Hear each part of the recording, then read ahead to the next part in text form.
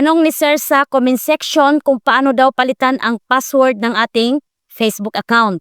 Kaya sa lahat ng mga nagtatanong kung paano nila palitan ang password ng kanilang Facebook account, ay sundan nyo hanggang dulo ang video na ito para malaman nyo. Panoorin nyo ito guys. Buksan ang Facebook, 3 lines, settings, Meta Account Center, password and security, change password, Facebook profile. Dito guys, i-enter nyo ang inyong lumang password at i-type nyo dito ang inyong bagong password at i-retype nyo ang inyong bagong password. I-check nyo ang box na ito para automatic mag-logout sa ibang device kung saan man yan nakapag-login. At pagkatapos, pindutin nyo na po ang change password para mapalitan na ang password ng inyong mga Facebook account. Ngayon kung hindi nyo alam ang lumang password, pindutin nyo ang forgot password.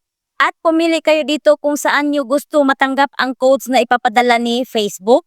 Pindutin ang continue. At i-enter nyo ang code na galing kay Facebook. At pindutin ang continue. At pagdating dito, i-enter nyo na ang inyong bagong password.